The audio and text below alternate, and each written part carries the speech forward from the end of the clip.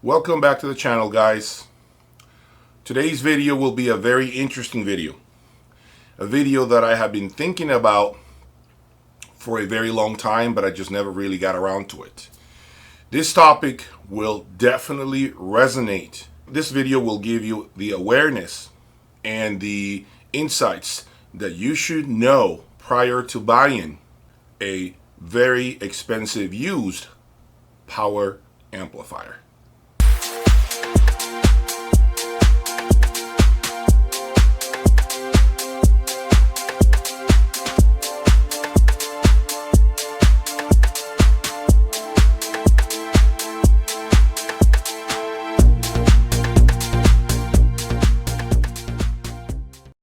Okay guys, please subscribe, hit that like button, that notifications bell so you are notified each time I release a video. This particular subject has been a very interesting conversation that I've had with many of you through my consultation service. Okay, in case you're not aware of my consultation service, here is the email where you can reach out to me to find out more about it. One of the main questions that I have received is, should I buy an expensive amplifier? Should you buy an expensive amplifier that's used, that has no warranty? And if you have been following me, you know by now that many of my amplifiers are typically acquired on the used market. A lot of these amplifiers that you can see right now on your screen are very pricey components. Components that are more than cars, and sometimes maybe even than an apartment somewhere in the world, of course. But I wanted to tell you guys that one of the things that you have to be aware of with regards to buying the ultra high-end, used ultra high-end, is number one, the warranty. When you buy an ultra high-end amplifier, you have to know that with that comes responsibility. A lot of you all are always looking for incredible deals, sometimes as cheap as a third of the original MSRP, because that is really the only way you can afford it. One of the things that is often overlooked is the warranty. I am going to give you right now a visual at an invoice that came from Griffin Audio. Here is a picture of the charges of the Griffin Mephisto monos that I had in my room. Okay, when I bought these monos, they were used monos, and they made their way back to Denmark. Okay, now if you look at this invoice, okay, it is quite a bit of money. Okay, and the reason why I sent them back to Griffin was simply to get them service, for them to take a look at the amplifiers, for them to go through them top to bottom, and of course it wasn't cheap. But what's interesting, guys, it's not necessarily what Griffin charged me that is really crazy. It's not that. I think their price is pretty fair. It's actually the shipping charges. Guys, right now in the middle of a pandemic, I am going to warn you, it is extremely expensive to ship anything to Europe. If you're buying an ultra high-end amplifier that you need to send back to Europe or any part of the world outside of the United States for that matter, it is going to cost you an arm and a leg to get it fixed. And it has nothing to do with the charges, labor charges at the factory, but rather the logistics.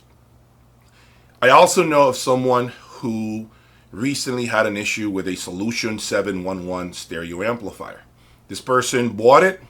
A few days later, the amplifier quit working. He got it for a good deal. I believe it was approximately a third of the MSRP price. And the amplifier failed after a few days.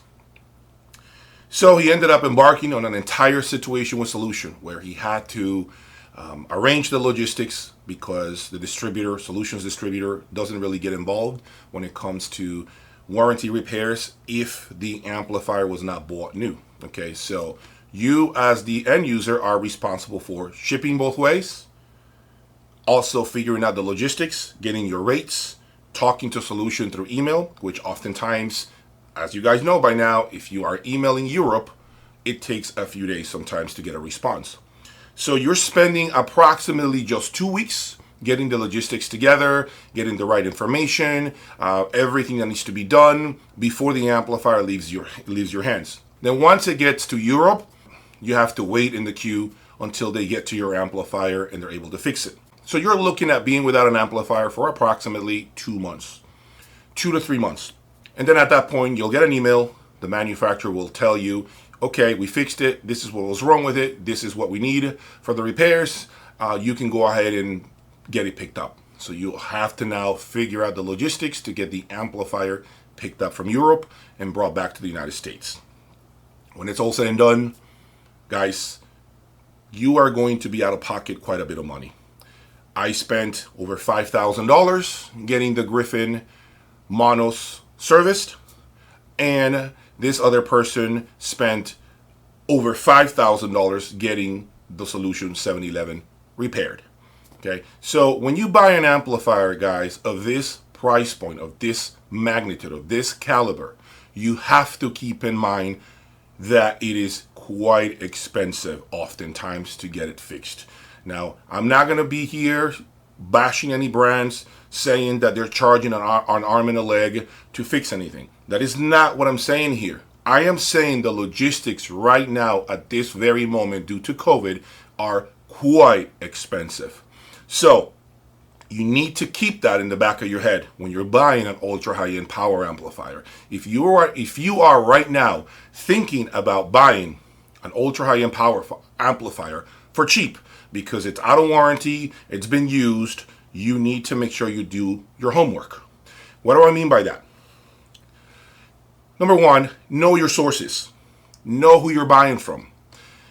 If you buy from me, for example, all my stuff, almost every single amplifier that I buy that comes to my room, I have done the homework. I have already texted with the manufacturers to find out the history, to find out how old it is, to find out the service history, to find out every single possible detail of the amplifier's history. I am that meticulous when it comes to buying used audio gear. So I also buy sometimes from close sources of mine where I know the equipment hasn't been abused, misused, or anything like that. Lastly, I have never had a single person, not one person, come back to me to tell me that their amplifier quit working 3 days, a week, or even a month after they received it. Because all the stuff that comes from me has been tested here in my room, which you guys have heard, has been completely cared for, has been completely gone through top to bottom. So make sure that whoever you're buying from, okay, is someone that you can trust. Okay, when the price is too good to be true, it probably is. You might want to step away from it. Okay, I'm telling you, because remember, you as the buyer, you are the one who has to completely acknowledge and assume the responsibility that if something breaks, you are liable for all charges. You are liable for everything. You have to pay for everything, okay? I also believe that just because you can buy something does not mean you can own it, okay? That's not the same thing. You can buy a car that's expensive and maybe you got it for cheap and you were able to pay for it. But once it breaks, can you pay for engine repairs? Can you buy those expensive tires? Can you buy all the maintenance? Are you capable of that? There is a responsibility associated with the cost of ownership of something so ultra high end. And audio is no different, guys. It is no different. I also would say that buying American products right now, if you are in the United States, of course, that is, might be a little more of a safer choice right now until this entire logistics problem gets sorted out. Boulder being one of them, Macintosh, Dan D'Agostino, Krell, MSB, all these brands that are domestic to us are brands that you're never going to have a problem with in terms of logistics, okay? They're always going to be there. They're always going to take care of you. There's no drama there. Things get repaired rather quick. So if right now your goal is to just play it safe and not get financially hurt, I am going to say this: buy local products. Buy something that is made where you live, or if you're in Europe, buy something that's from Europe. If you're in the US, stick to American products for now, or Canadian products. Okay? It is very important that you always keep in mind the cost of ownership with this level of equipment.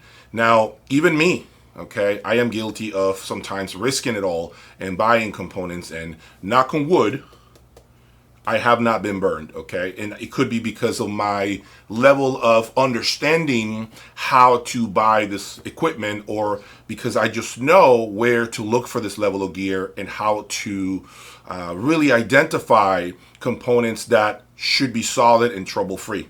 This is a skill set that I have acquired throughout the years. This is not something that you guys can do rolling out of bed tomorrow and you feel that you are capable enough of buying an ultra high-end power amplifier and be safe. Okay, this takes time, this takes effort, this takes knowing your resources. Okay, a lot of these amplifiers that come on the used market are amplifiers that have typically been owned by individuals that are in a good financial position. Okay, they're probably not going to be amplifiers that are going to be abused. However, it is very important that you still look at the Carfax report. Okay, that you still do your checks, because remember, the moment that amplifier lands on your floor, it is your problem at that point. You, okay, it is not the seller's responsibility to make it right. No, you assume that responsibility. You wanted a deal, well, you got a deal. Okay, you didn't want to pay your dealers what they want in order to give you that support. No problem. Then you assume that responsibility. Okay. I would say also, it might be time to support your local dealer and buy from them, okay? Because you're not going to have to worry about any of this. If you buy new, yeah, it's going to cost you more, no question about it. Then guess what? If you buy new, you're not going to have any concerns. They will actually pay for shipping charges when the amplifier is under warranty, plus the repair costs. I believe some brands only make you pay the shipment one way, which is the shipment from you to the factory, and then the manufacturer pays for the return shipping plus labor charges. So that helps you, okay? But I know some of you guys are looking for steals, and that's fine. I'm guilty of the same. I'm gonna tell you right now, you better make sure you have money in the bank, because if that breaks, it's on you. I will say it one more time: know your sources, know who you're buying from, and if you feel uneasy about buying a power amplifier from someone unknown to you, someone who doesn't have any feedback, someone who you've never heard from, I would highly, highly encourage you to pump the brakes and slow down. You might want to visit your local dealer, see if maybe your local dealer can work something out with you, give you an attractive price on a new product. Sometimes they're willing to work with you. That way you can sleep at night, because I'm telling you, I know many people through my consultation service who are literally stressed the hell out, completely worried. How much is this repair bill going to be? How much am I going to have to come out of pocket to get this fixed? Oh my God, I totally regret buying this. I totally regret doing this. I should have just bought from my local dealer and whatever, gave him the business and not have to worry about this, because at that point, the dealer will take over. And sometimes these dealers, if they're a good dealer, they will even give you a loaner for you to continue to listen to music. Okay, so the problem is with the used high-end audio market, people want the very best for the least amount of money possible and all the support. That doesn't work that way, guys. I'm sorry. Dealers need to charge you a premium price in order to support you, because when you go through issues, they have to basically roll up their sleeves and begin to work for you. And this to me is a service. Okay, this to me is a value that you guys need to pay for. Okay, no, a dealer's never going to give you the same price on a new product because you're seeing it online used for half the money. It doesn't work that way, guys. Okay, the used market is one thing, the new market is something different. And it doesn't work that way, guys. Dealers have overhead to pay, employees to pay. They have to make a profit. The IRS here in the United States takes a third of that profit. So when it's all said and done, it's got to be worth their time. Okay, and my recommendation is strictly from the bottom of my heart and based on my own experience. Okay, know your sources, know who you buy from, especially with regards to the ultra high-end used audio equipment. You can really make a huge financial mistake, especially if you're saving your money to buy that next level power amplifier or preamplifier and you do not know where it has been. You can be in a world of hurting and potentially, who knows, hurt you and your family along the way because of your bad judgment and not knowing how to buy used audio gear. Okay, guys? Well, this is just advice. I hope you guys find this type of video very useful. And if you want to see more of this type of content, please leave me your comments underneath. Let me know what you guys think of this type of video, okay? That's all I got for now. Thank you for your time. Thank you for your love and your support. Until the next one.